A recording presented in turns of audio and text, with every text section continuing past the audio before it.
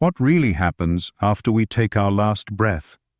Do we just fade into silence, or do we step through some invisible doorway into something far beyond what we can imagine?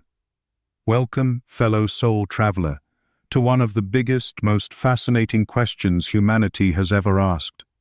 In today's journey, we're diving into a mysterious ancient text from Tibetan Buddhism, something that's both spiritual guidebook and cosmic map. You may have heard of it under its Western name, the Tibetan Book of the Dead, but its original title is Bardo Todol. Now, don't be fooled by the name. This isn't just some dusty old manual about death rituals. The Bardo Todol is far more than that. It's a sacred guide meant to walk you through the most mysterious, intense, and transformational moment in existence, the journey between death and rebirth. And trust me, this journey is not just about what happens after we die. It's about how we live now, because everything we carry inside us, every thought, emotion, attachment, and belief follows us beyond the veil. Let's set the stage. The Bardo Todol was composed by one of the most legendary figures in Tibetan spiritual history, Padmasambhava.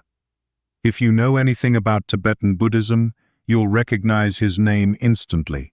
If not, here's what you need to know.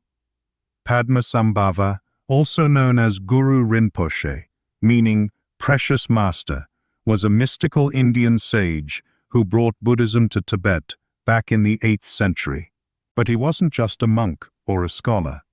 He was something much more, a spiritual powerhouse, a master of esoteric wisdom, a yogi whose understanding of the unseen was so vast that people often describe him as half myth, half man. From a young age, he was said to possess extraordinary spiritual gifts. In fact, he was known as a Mahasiddha, a being who has achieved the highest level of spiritual realization and has access to siddhas, or mystical powers. Padmasambhava's mission was bold, to bring the teachings of the Buddha to Tibet, a land where shamanic and animist traditions ruled. The local belief system, known as Bon, was deeply rooted in the culture, with its own deities, rituals, and cosmology. So as you can imagine, trying to introduce a new religion wasn't exactly a walk in the park. But here's where things get really interesting. Padmasambhava didn't come in trying to erase Bon traditions. Instead, he used his deep spiritual knowledge, including magic, tantric rituals, and psychic insight, to work with the energies already present. He didn't just confront the local spirits, he transformed them. Through ritual and understanding, he harmonized the old with the new, weaving the wisdom of the Bon tradition into the fabric of Tibetan Buddhism. This spiritual diplomacy laid the foundation for a powerful fusion that still defines Tibetan spirituality today. Thanks to his work, Tibet's first Buddhist monastery, Samye, was established. And it wasn't just a place of prayer. It was a center of spiritual transmission, where teachings on the nature of reality, the mind, and the cycle of existence, what Buddhists call samsara, were passed down.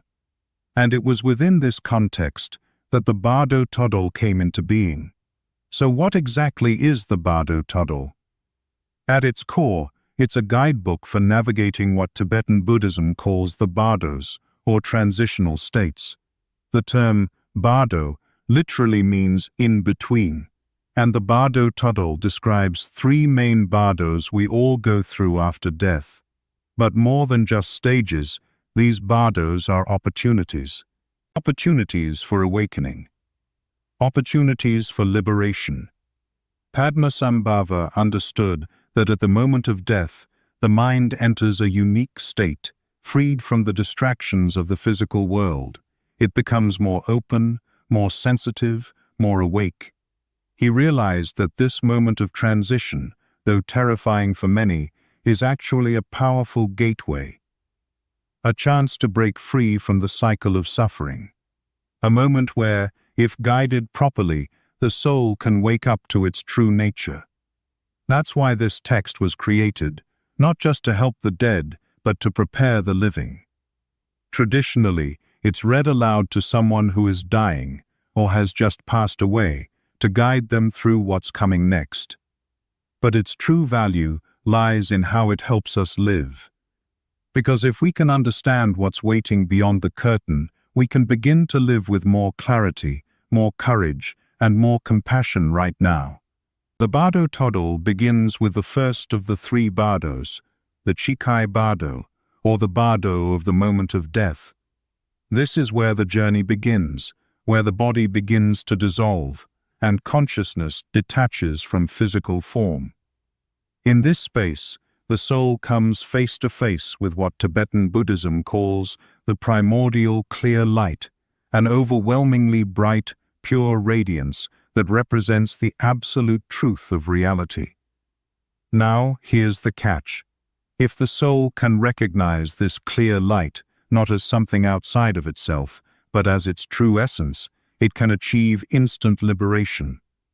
That's right. Enlightenment, right there at the edge of death.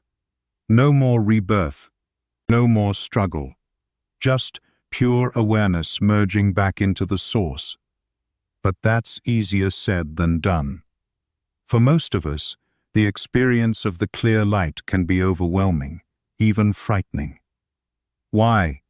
Because we're so used to identifying with the body, with thoughts, with roles and stories.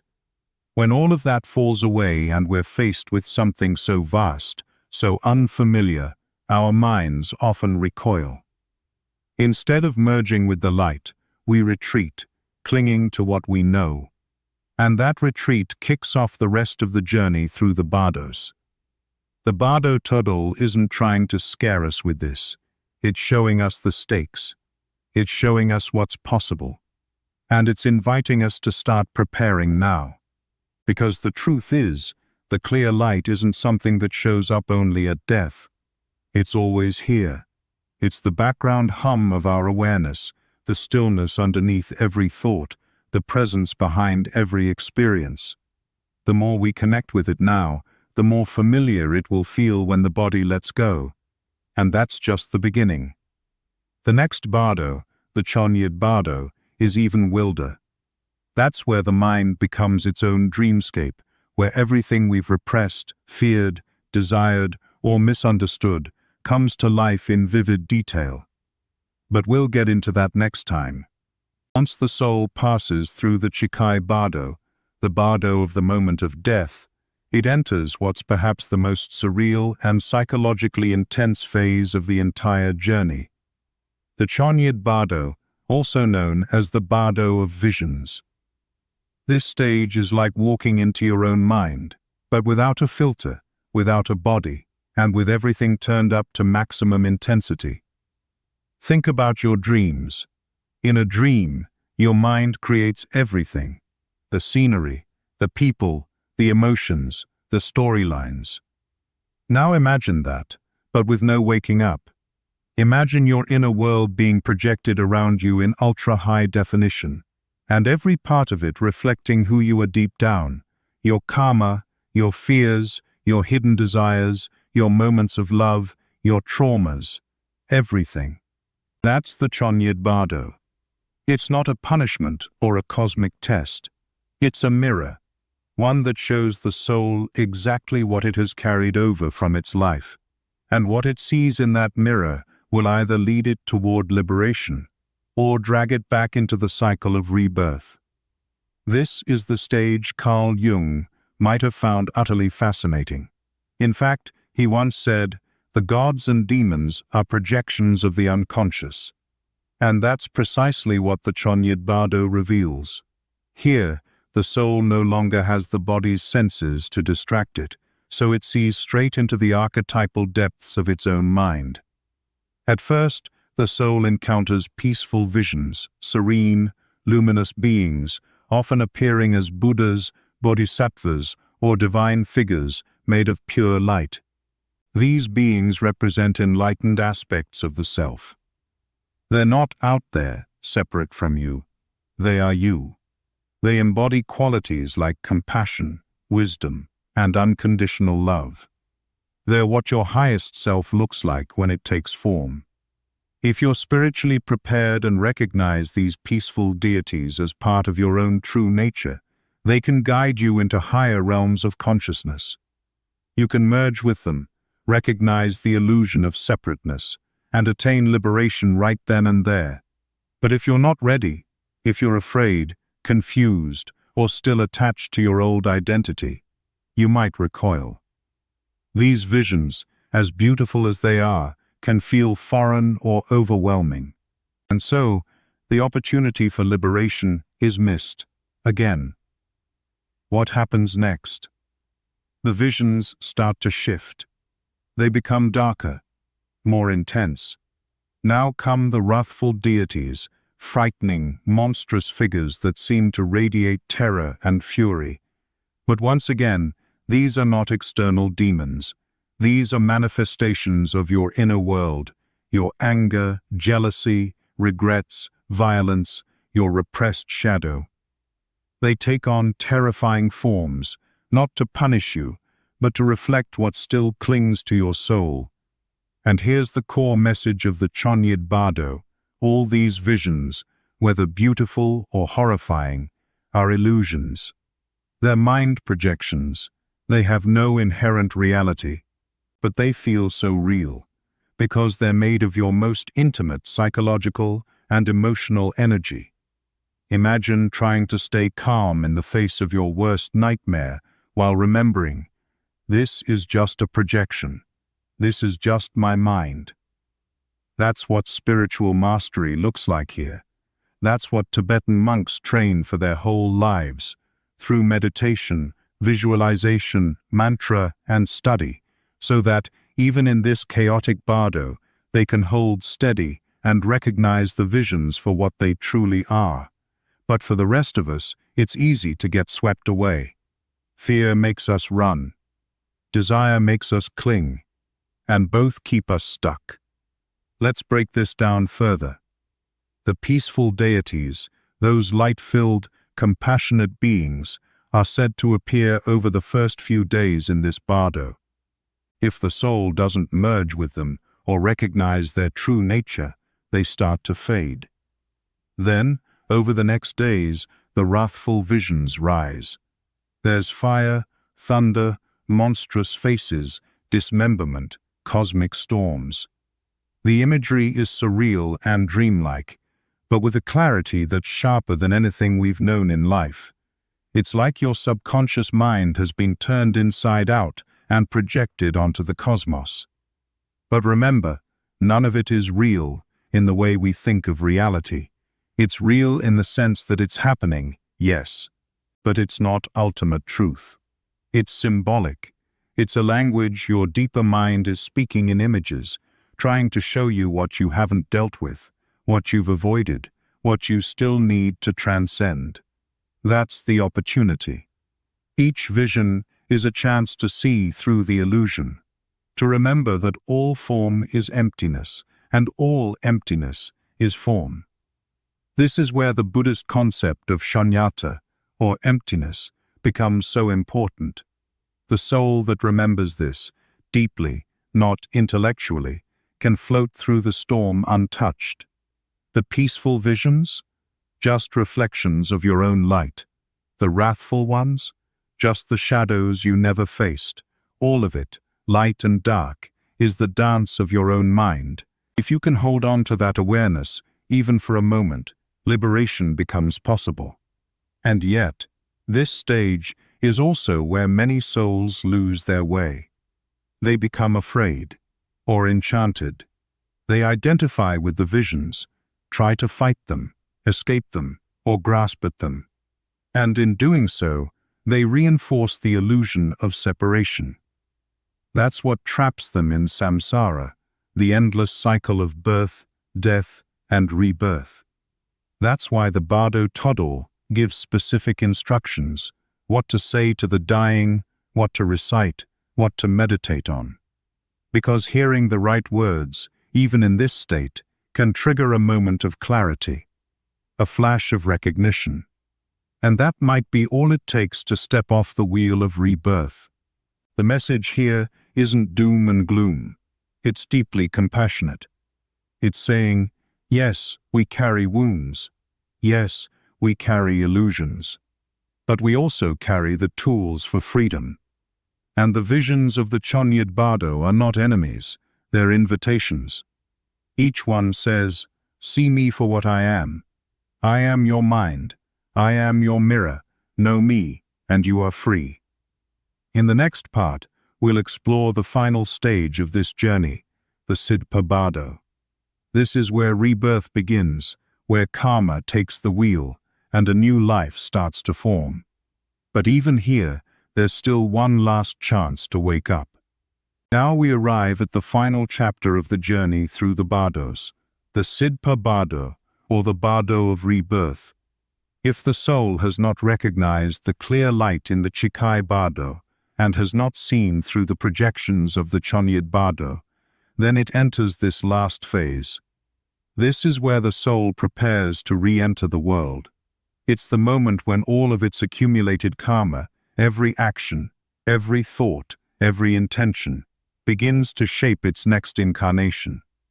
This bardo is less about spiritual symbolism and more about momentum, energetic momentum. The soul is now pulled by the forces it has created. Tibetan masters describe this as being caught in a kind of psychic storm. It's not random, and it's not personal. It's energetic law in motion, cause and effect. The soul moves not because it's consciously choosing, but because it is magnetically drawn toward what it needs to resolve, or what it's still attached to. And that's one of the most important ideas in the Bardo Todol. Rebirth doesn't happen because you want to start fresh. It happens because something inside you is unfinished. The Sidpa Bardo begins with a sense of descent, a movement toward density. After the vast, open, visionary space of the Chonyad Bardo, this next phase feels heavier, more grounded. There's a narrowing of possibilities. Instead of seeing everything, now the soul begins to zero in on something specific, a new form. At this point, the soul experiences a kind of narrowing tunnel of vision.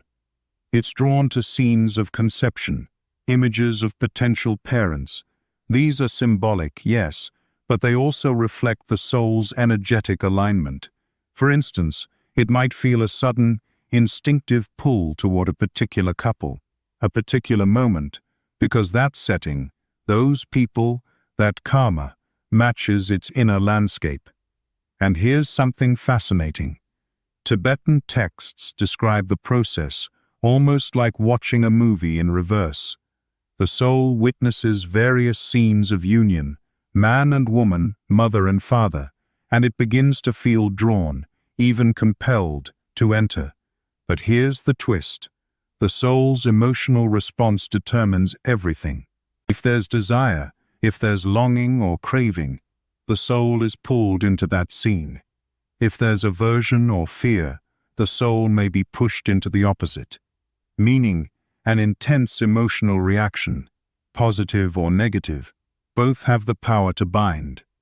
And this is how karma works. It plays on our attachments and rejections.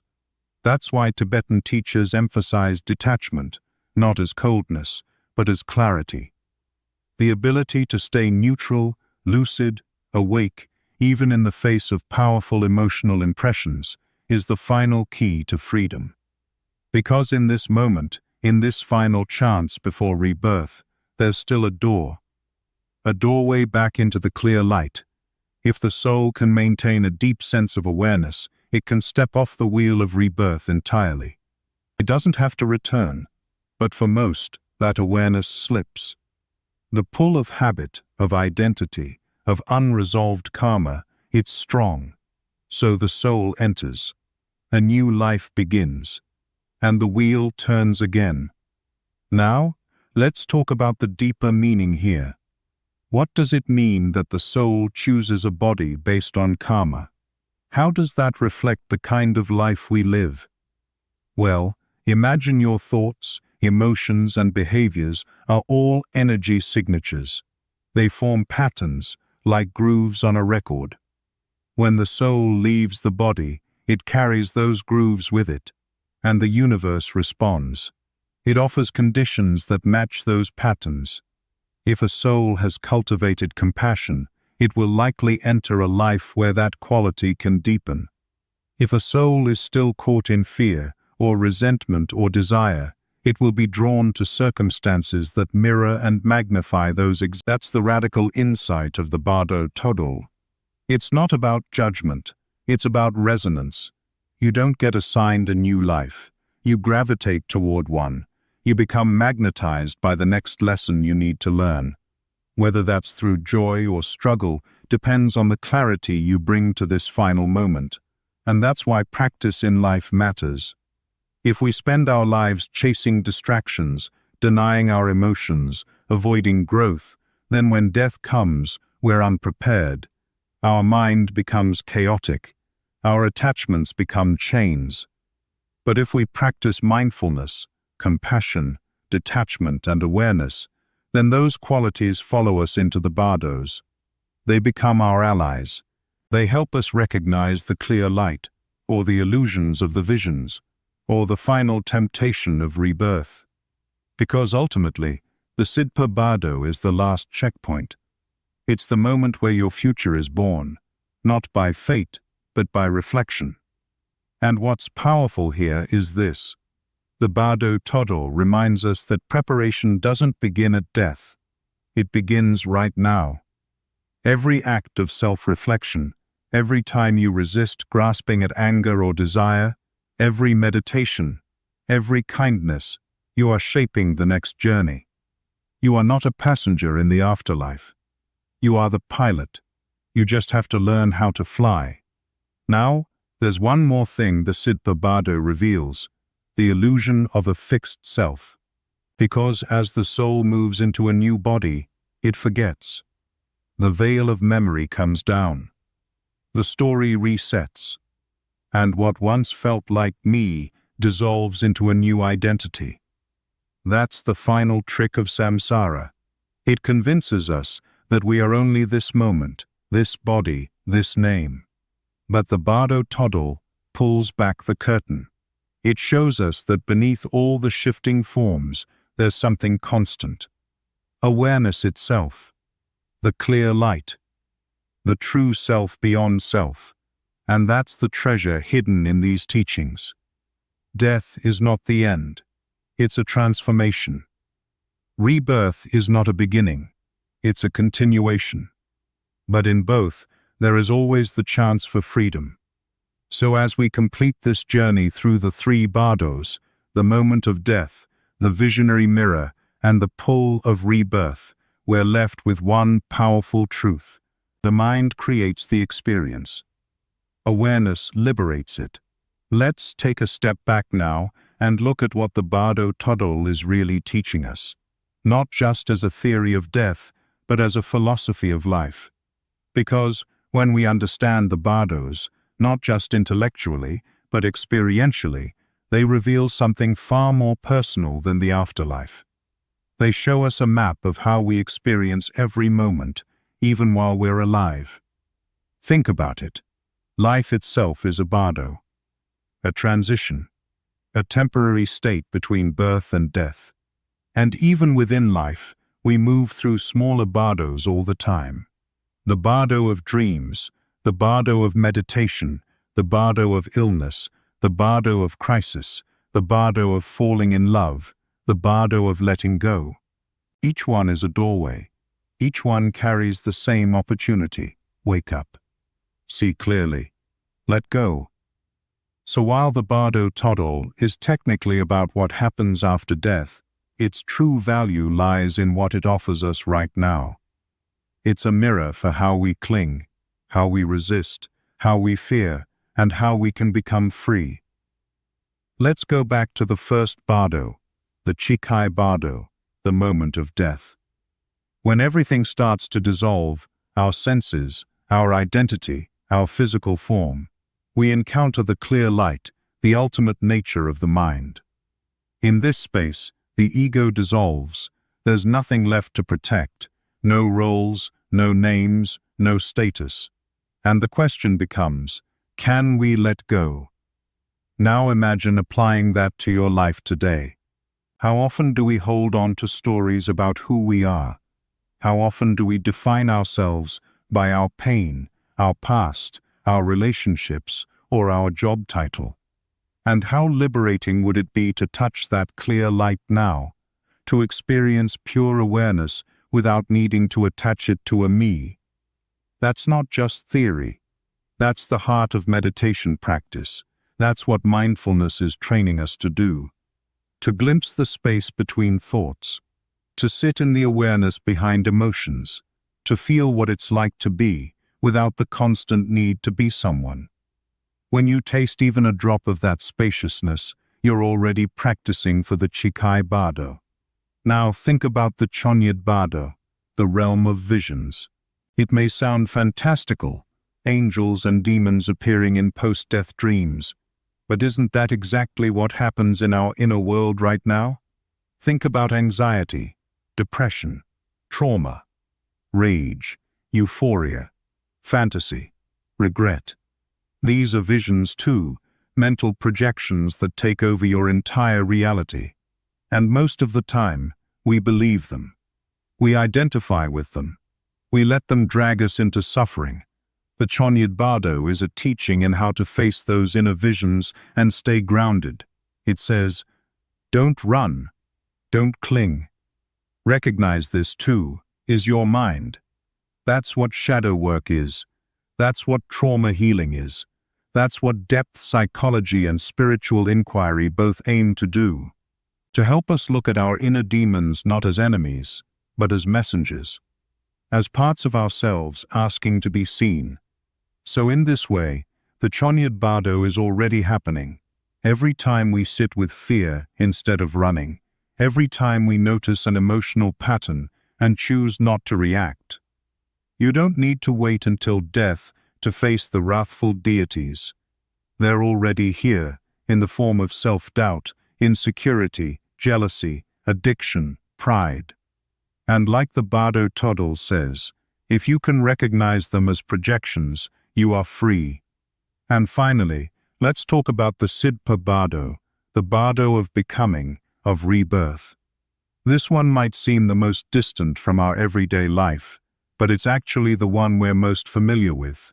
Every time we lose something, a job, a relationship, an identity, we're reborn. We form a new version of ourselves, and that rebirth is always driven by karma, not just the mystical kind, but the everyday version, habits, patterns, belief systems. We keep being pulled into the same kinds of experiences, the same arguments, the same emotional spirals. Why? Because the energy hasn't changed. The pattern hasn't been seen. So the Sidpa Bardo teaches us to pause before the next chapter, to become conscious of our momentum, and to realize we can choose, not always what happens, but how we meet it. That's the essence of liberation, not avoiding life, but entering it with awareness. Here's a simple example. Let's say you've just come out of a breakup. You're hurt, maybe angry, maybe afraid of being alone. This is a personal bardo. You're between identities. And now comes the temptation to run into the next relationship just to feel safe, to fill the void, to repeat the pattern. That's rebirth. That's karma in motion. But what if, instead, you paused, sat with the emptiness, faced the vision of loneliness like a wrathful deity, recognized it not as punishment, but as a projection of your mind? You would have stepped off the wheel. You'd be practicing the Bardo Toddle right in the middle of modern life. And that's the hidden message of this whole teaching. It's not just about monks and reincarnation. It's not just a manual for death. It's a user's guide for being alive, for meeting every transition with clarity, for facing every fear with compassion, for choosing your path, not based on fear or desire, but based on awareness. And ultimately, for remembering that everything is temporary, that every death is also a doorway, that every moment offers the chance to wake up. So if you've ever wondered, what happens when I die? Maybe a better question is, what am I doing while I'm still here? Am I chasing illusions? Am I avoiding my inner world? Or am I slowly, gently remembering who I really am? That's what the Bardo Todol is inviting us to ask.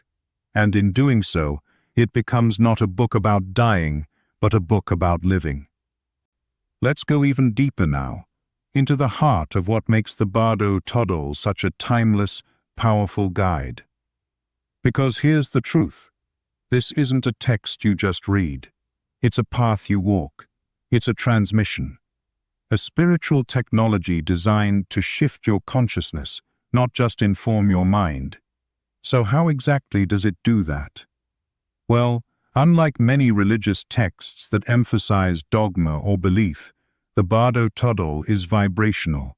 It was meant to be spoken aloud, to be heard by the soul in transition. And that's key. It's not just meant to be understood, it's meant to awaken.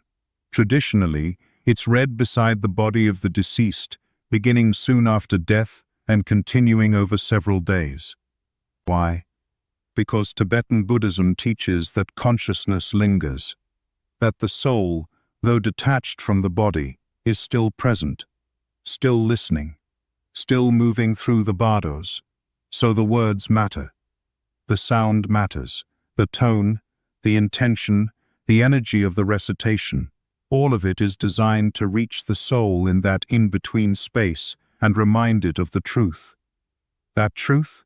You are not your body. You are not your thoughts. You are not your fears. You are awareness itself, and that awareness doesn't die. It moves. It transforms. It evolves. Or, if caught in illusion, it repeats. Now let's look at one of the most beautiful and central metaphors of the Bardo Todol, the metaphor of the clear light. This is one of the most profound spiritual symbols in all of Tibetan Buddhism. When the body dies and the senses fall away, there's a flash, a pure radiance, boundless and all-encompassing. This is the clear light of the void, or in Tibetan, the Usel. It's not physical light. It's not something you see with your eyes. It's the radiance of your original nature, what you were before you were born, and what remains when everything else falls away. It's described as dazzling, pure, infinite. But not in the way that a bright lamp is dazzling. It's dazzling because it contains no reference point, no shape, no form, no contrast. It is consciousness recognizing itself. And if you're able to recognize this light, to meet it without fear or resistance, you attain what's called instant liberation. You don't need to pass through the other bardos. You don't need another body. You dissolve back into source. This moment is like the ultimate spiritual checkpoint, the final exam. And yet, it's also the simplest thing in the world. Just be, just let go, just recognize. But that's the challenge, isn't it? Because most of us aren't trained to let go. We're trained to hold on, to identities, to relationships, to emotions, to life itself. So when the clear light comes, instead of merging with it, we flinch, we contract, we grasp. And in that moment of contraction, the light fades, the mind begins to spin, the karma kicks in, and the journey through the bardos begins. So how do we prepare for that moment? By recognizing the clear light now, in daily life. Every time you sit quietly and observe your thoughts without reacting, you're practicing. Every time you rest in pure awareness, even for a moment, you're aligning with the clear light. Every time you forgive, release, or surrender something you've clung to, you're learning to let go. These are not abstract concepts. They are direct practices. And that's why Tibetan Buddhism places so much emphasis on meditation, not just to reduce stress, but to train for death. Because in the end, death is not some separate event that happens out there. It's an extension of how we've lived. It's a mirror, a final teaching. And the more aware we are now, the more likely we are to stay aware when it matters most. Let's shift gears for a moment and talk about why the Bardo Todol has resonated so widely, even in the modern world, far beyond Tibet. Western psychologists, philosophers, and mystics have all been drawn to its teachings. Carl Jung, for example, was fascinated by the Bardos because they mirrored what he believed about the unconscious mind. He saw the peaceful and wrathful deities as archetypes, universal symbols that emerge in dreams, visions, and altered states. Modern readers, too, are finding parallels between the Bardos and experiences like near-death experiences, NDEs, psychedelic journeys, lucid dreams, and even trauma recovery. And that's the genius of this text. It's not locked into one culture or religion. It speaks to something universal, the journey of the soul through uncertainty. The meeting of fear and grace, the dance between illusion and truth. So whether you believe in reincarnation or not, whether you think of the Bardos as literal or symbolic, the message is the same. The mind is powerful. Awareness is the key. And every moment is an opportunity to wake up. This is not just a spiritual idea, it's a psychological truth. Every time we face a transition, whether it's losing a job, ending a relationship, moving to a new place, or facing illness, we go through a kind of mini-Bardo. Something dies, something is unknown, something waits to be born. And in that in-between space, we can panic, or we can awaken. The Bardo Todol doesn't promise easy answers.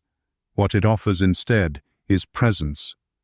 A map, a light to hold on to when everything else falls away. And maybe that's the greatest gift of all. So far, we've explored the structure of the Bardo Todol, the three Bardos, the symbolism of the clear light, and how this ancient text can serve as a spiritual map, not only through death, but through life itself. But now it's time to explore something even more personal, how these teachings apply to you, right now, wherever you are in your life journey.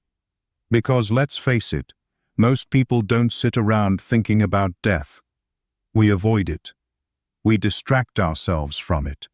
We treat it like an interruption to life, rather than a natural continuation of it. But the Bardo Todol flips that mindset on its head. It tells us, if you want to truly live, learn how to die. Now, that might sound morbid, but it's actually the most liberating message there is. Why? Because when you accept death, not just as an idea but as a reality, you begin to unhook yourself from fear, from grasping, from all the stories that say, "I'll be complete when," or "I can't lose this," or "I'll fall apart." When you make peace with death, you make peace with change. And that's where the real freedom is. In fact, the word Bardo doesn't only mean the afterlife. It literally means in-between state. And guess what? You're in a Bardo right now. Yes, this moment, between your last breath and your next, is a Bardo. This chapter of your life, between one job and another, between relationships, between identities, is a Bardo. And the way you move through it matters. So here's the million-dollar question the Bardo Todol is really asking us. Can you stay awake in the in-between? Can you resist the urge to rush toward the next thing just to feel secure? Can you pause, even for a breath, and just be with the uncertainty? That's what spiritual maturity looks like. And the practices within Tibetan Buddhism are designed to help you cultivate exactly that. Let's talk about a few. 1. Meditation on the nature of mind. At the heart of Tibetan practice is something called Dzogchen, the Great Perfection. It's considered the most direct path to recognizing the true nature of mind, And it's incredibly simple, but not always easy. In Dzogchen, you don't focus on the breath. You don't visualize deities. You simply rest in awareness. You watch your thoughts come and go like clouds across a vast sky, and you begin to see that you are not the cloud. This recognition that you are not your thoughts, not your emotions, not your experiences, is the same recognition that frees you in the bardos. 2. Practicing Phawa, conscious dying. Another core practice is Phawa, or the transference of consciousness. This is a meditation that prepares you to consciously guide your awareness at the time of death. In Phawa, practitioners visualize their consciousness leaving the body through the crown of the head and merging with a pure realm, like the clear light or the presence of a Buddha. This practice is meant to be rehearsed again and again, so that when the actual moment of death arrives, the mind is trained, calm, and unafraid. Even if you never become a formal practitioner, just reflecting on Phawa can shift your relationship with mortality. It teaches you that death doesn't have to be chaotic. It can be an intentional, sacred act. 3. Cultivating bodhicitta, compassionate intention. One of the most beautiful aspects of Tibetan Buddhism is the emphasis on bodhicitta, the awakened heart. It's the intention to attain enlightenment, not just for your own sake, but for the sake of all beings. This intention carries immense power. It transforms death itself into a path of service. You're not just navigating the bardos for yourself, you're learning to guide others. And this, too, is a part of the Bardo Todol. In traditional Tibetan culture, families would gather around the dying to chant, to read the text aloud, to fill the space with love and clarity. They believed that by doing so, they were helping the soul cross with peace and awareness. It's not unlike modern hospice work, or the sacred vigil many people keep at the bedside of a loved one who is passing. That presence, the stillness, the care, the voice reading sacred words, it echoes the same spirit. You don't need to be a monk to offer that. You just need presence and love. 4. Recognizing everyday deaths. This might sound strange, but one of the most practical teachings from the Bardo Todol is this: every day you die a little. Your identity shifts. Your body changes. Your beliefs evolve. Things you loved fall away. New things arise, and if you can become conscious of these little deaths, you begin to train for the big one. You begin to see that letting go doesn't mean loss, it means transformation. One example? Sleep. Tibetan Buddhists often refer to sleep as a form of death. You let go of your conscious mind, you enter the dream realm, and you return in the morning as if reborn. So dream yoga, another Tibetan practice, teaches practitioners to stay aware even while dreaming, using that state as training for the bardo. If you've ever had a lucid dream, you know how powerful that awareness can be. Now imagine carrying that same lucidity into your final breath. That's the goal. Not to escape death, but to meet it with eyes wide open. Because death is not the enemy. Forgetting who you are, that's the real danger. And the Bardo Todol is here to remind you, again and again, that you are not lost. You are not broken. You are not at the mercy of your karma. You are awareness itself, capable of liberation, capable of presence, capable of love, even in the darkest moment, especially then. Let's keep going, because now we're getting into the real gold of the Bardo Todol. Up until this point, we've talked a lot about death, the bardos, the teachings of Padmasambhava, and how we can prepare ourselves spiritually for the moment we let go of the body. But here's something that doesn't get enough attention. The bardo experience is already happening inside you, not just in moments of crisis or transition, But every time you face a decision that could either pull you deeper into unconscious patterns or awaken you. And the Bardo Todol is like a flashlight in that moment. It doesn't remove the challenge, it doesn't erase fear, but it gives you the tools to meet it consciously. Let's take a closer look at how this applies to real life, because at the end of the day, that's where spiritual wisdom matters most. Imagine this. You've just lost something important. A job, a relationship, a dream. Suddenly, you're in unfamiliar territory. Your old identity doesn't quite fit anymore, and your next step isn't clear yet. This is a bardo, a space between what was and what will be. And it's uncomfortable, right? You want answers. You want control. You want to fix it.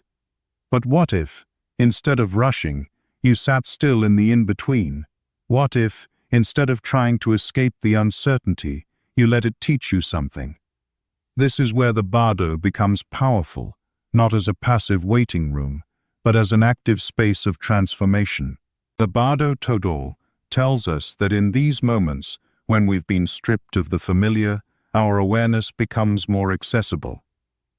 That's what happens after death. The ego dissolves, and the soul becomes more open to truth. But that same shift can happen in any bardo. The breakup that breaks you open, the illness that strips away your illusions, the failure that humbles you into presence. They're all versions of the bardo experience. And if you meet them with courage, they can wake you up. Now, let's zoom in on something specific the Bardo Todol teaches about these moments. The importance of recognition. Recognition is everything. At the moment of death, the soul has a flash of clarity. It sees the clear light. But only if it recognizes it as the truth does it find liberation. The same thing applies in life. You can have a beautiful insight, a moment of grace, a whisper of intuition, but if you don't recognize it for what it is, you miss it. You fall back into sleep. You re-enter the cycle. So how do we train our recognition? Through awareness, through practice, through presence. That's why even small daily rituals matter.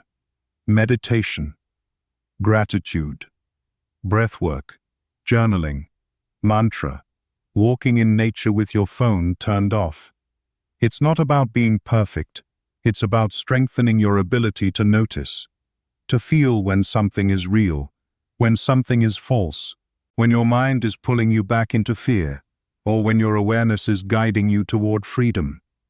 This brings us to another essential teaching of the Bardo Todol, karma. Now, karma has been misinterpreted a lot.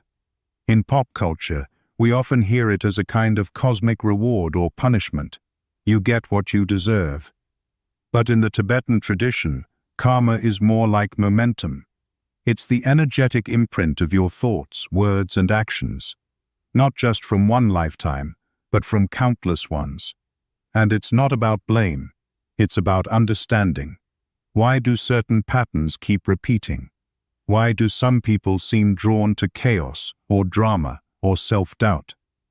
It's karma, not as a fixed fate, but as a pattern that can be transformed. That's why self-awareness is so powerful.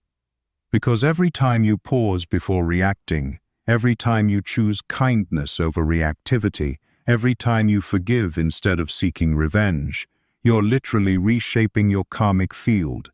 And that has ripple effects, not just in this life, but in whatever comes next. The Bardo Todol teaches that karma doesn't end with death. In fact, it becomes louder.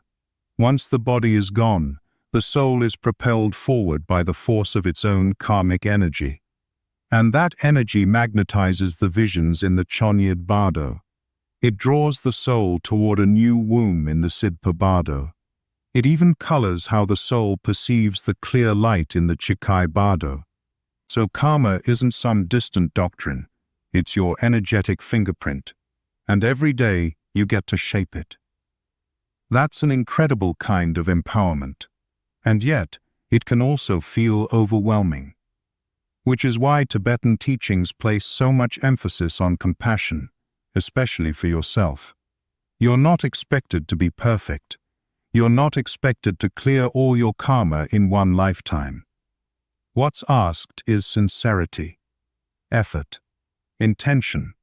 Because even the intention to wake up, especially in the bardos, carries immense power. Think of it like this: the moment of death is often portrayed as scary or chaotic. But if, in that moment, you even think of a Buddha, if you even whisper a mantra, if you even remember to relax and trust, that can change everything. That's what the Bardo Tuddle tells us. That liberation doesn't always come from a lifetime of mastery. Sometimes it comes from a single, sincere moment of clarity. And the more we practice those moments now, the more natural they'll feel when the real tests come. Whether that's a breakup, a loss, a diagnosis, or the final breath. So maybe start asking yourself today, what am I attached to that no longer serves me? What patterns keep pulling me into fear or confusion? How can I hold myself, and others, with more compassion?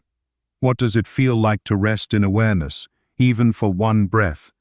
Because these small questions, they're not small at all.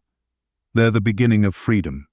So, here we are, deep in the heart of what the Bardo Tuddle is trying to show us. And maybe by now, you've started to realize something powerful, that this isn't really a book about death. It's a book about consciousness. A manual for navigating change, uncertainty, and transformation, not just at the end of life, but in every moment of it. Because, if we're being honest, we're always in transition, aren't we? Always in motion. Always moving between who we were and who we're becoming. And that's what makes the Bardo Tuddle so revolutionary. It teaches us how to stay present, right in the middle of that motion. Let's explore that further. In Tibetan Buddhism, there's this idea that everything we experience is mind-made. That doesn't mean life is an illusion. It means our perception of it is shaped entirely by our state of consciousness. This is echoed in the Bardos. When the soul encounters peaceful deities or terrifying wrathful ones, those beings are not external. They're projections, embodiments of the soul's own energy, its hopes, its guilt, its desires, its shadows. Now imagine taking that same lens and applying it to everyday life. What if the people who trigger you, the situations that challenge you, the patterns that repeat, are all versions of your inner landscape being reflected outward? That's a huge idea, but it's one that can radically change how you approach life. Because instead of blaming the outside world, you start to take responsibility for your inner world. And when you do that, everything becomes a teacher. That coworker who irritates you. They're showing you something about your own boundaries. That fear that keeps showing up. It's pointing to a part of you that wants to be seen. That longing for connection? It's a mirror of your deeper desire to reunite with your own soul. The Bardo Tuddle doesn't use modern language like trauma or nervous system regulation, but it's talking about the same human experience. About how we carry unprocessed experiences inside us, and how those experiences shape what we see, feel, and even attract. In the Bardos, these unprocessed energies become literal visions. In life, they become emotional reactions, patterns, physical symptoms, and habits. And in both cases, the path to liberation is the same. Recognize what's arising, and don't get caught in it. This is why the text repeats certain phrases over and over. Do not be afraid. Recognize this as the play of your own mind. Because fear is what pulls us deeper into illusion. Fear makes us believe the monster is real. Fear makes us forget that we have power. Fear convinces us to fight, flee, or freeze, when what we actually need to do is wake up. That's why meditation, prayer, and conscious living matter. They help us interrupt that automatic reaction. They give us just enough space to say, wait, what is this really showing me? And that moment of curiosity, that pause, that's the doorway. Now let's go even deeper into the symbolism of the wrathful deities, because they're some of the most misunderstood parts of the Bardo Todol. They're often depicted as terrifying. Bloodshot eyes, flames, multiple arms, snarling faces. But what they really represent is raw, untamed energy. The kind of energy we usually suppress, deny, or hide. Anger, grief, desire, shame. But here's the truth the Bardo Todol wants you to see. These energies aren't evil. They're just misunderstood. And when met with presence, they become fuel for transformation. Think about fire. Uncontained, it can burn down a forest. But contained with skill, it can cook food, warm a home, power a city. Your inner fire, your wrathful energies, work the same way. When you suppress them, they distort. But when you meet them consciously, they transmute. That's what the wrathful deities are doing. They're not punishing you. They're confronting you with what still needs your attention. And if you can stand in their presence, if you can look them in the eye and recognize them as you, they dissolve. They don't disappear because they're defeated. They dissolve because they were never separate in the first place. They were you, asking to be seen. And this brings us back to one of the deepest truths of the Bardo Todol. The nature of mind is fundamentally pure. In Tibetan Buddhism, this is often called Rigpa, a state of pristine, unshaken awareness. It's not a thought. It's not a feeling. It's the ground of being itself. And it's always available, even when chaos is swirling. Even in the Bardo. Even in your worst moment. The purpose of the Bardo Todol is not to give you a set of beliefs. It's to remind you of that purity. Over and over. Because when you remember the truth of who you are, even fear loses its grip. And here's something beautiful. This isn't just personal. It's collective. The more people who live in recognition, the more people who stay awake through their bardos, the more the world begins to shift. It becomes less about control, domination, fear, and more about presence, compassion, and service. Because here's the thing about awakening. It's contagious. When you choose awareness, you don't just change your own karma. You ripple out change to everyone you meet. You become the one who sits calmly in someone else's chaos. You become the voice of truth in someone else's confusion. You become the presence that reminds others. You're not alone. You're not broken. You're not too late. You become, in essence, a guide through the Bardo, and that's what the Bardo Todol is training you for. To be that light. For yourself, and eventually, for others. As we begin to approach the final stretch of this journey, let's revisit the Bardo Todol one more time, not just as a spiritual document, but as a call to live differently. Because, if this text teaches us anything, it's that death isn't the end, and neither is life the full story. It's all part of a continuum, an infinite movement of awareness cycling through form, dissolution, insight, and rebirth. And what you do with each moment of that cycle determines how the next one unfolds. This is what makes the Bardo Todol more than just a religious text. It's a radical guide to consciousness itself. And it all leads to one essential question. How do you live so that you're ready to die, not with fear, but with clarity? Let's talk about that. Because here's the thing.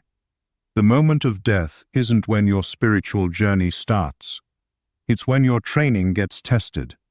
All the little choices you make now, how you respond to anger, how you handle grief, how you face uncertainty, those are the same choices you'll be asked to make when your body lets go and your mind begins the Bardo journey.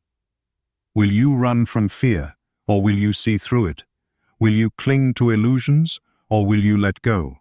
Will you resist the clear light, or will you merge with it?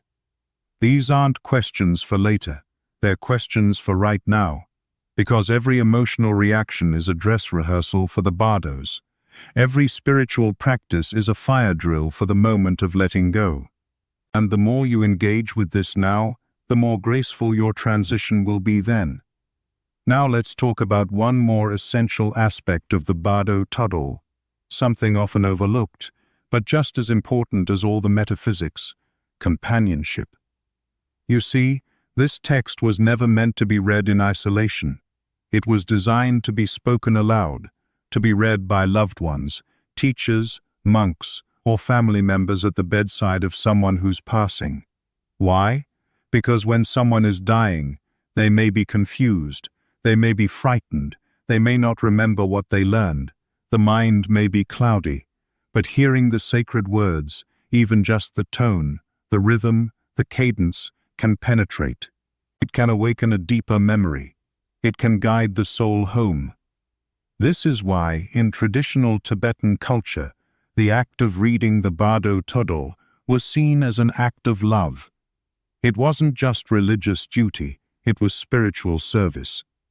A final gift from the living to the one departing. And that gift wasn't just symbolic. According to the teachings, even a single phrase, spoken with clarity and compassion, can trigger a moment of liberation in the bardo. That's how powerful these words are.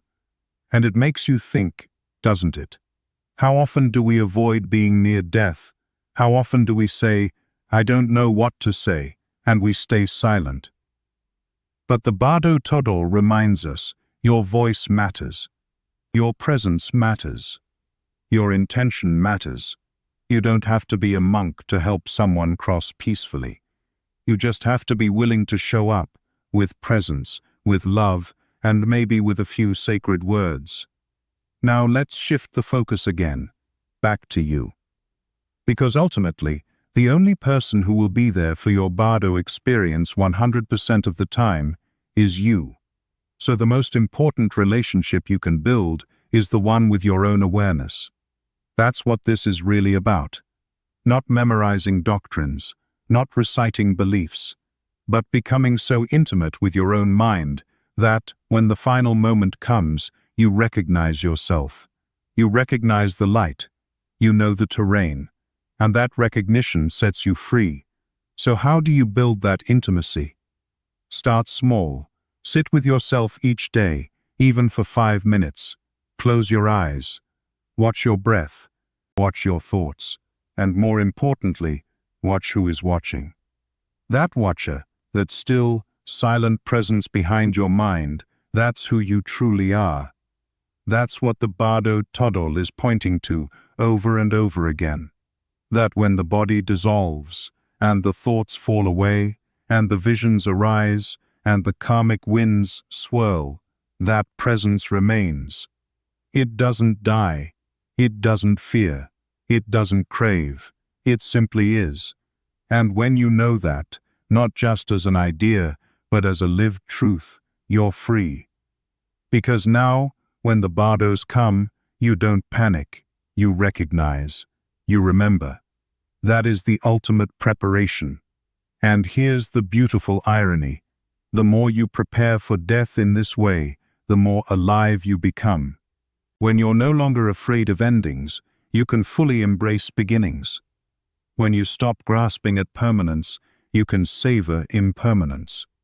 When you realize that you are not the body, not the thought, not the emotion, you become more loving, more curious, more at peace with the mystery. And isn't that what we all want? Not just to survive this life, but to live it with depth, with presence, with open eyes and an open heart.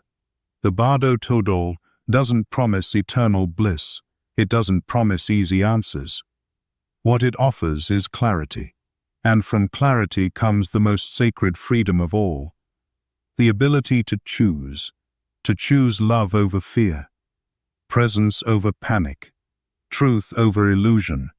In the next and final part, we'll bring this entire journey full circle. with a reflection on how the Bardo Todol doesn't just change how we die, but how we love, how we heal, and how we... Here we are, the final part of this journey through the Bardo Todol, or as it's known in the West, the Tibetan Book of the Dead. But really, this isn't the end. Because if this ancient text has revealed anything, it's that every end is just another beginning. And maybe that's the deepest wisdom of all. When we first asked the question, what happens after the last breath, we were stepping into one of life's biggest mysteries, and along the way, we discovered that this mystery isn't meant to be solved like a riddle or explained like a formula. It's meant to be lived, felt, walked with, because the teachings of the Bardo Todol aren't just a map of death, they're a mirror for your life. They ask you to look inward, again and again, and ask, what is it that I'm holding on to?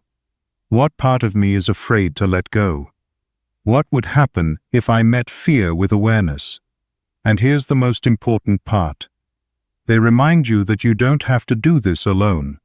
You're not the first soul to walk through a dark bardo. You won't be the last. But what you can be is conscious. And that makes all the difference. Because when one person becomes conscious, even just a little bit, it sends ripples outward. It opens a doorway for others. And that's how the world changes, not in massive revolutions, but in quiet recognitions, in the space between fear and reaction, in the breath between pain and peace.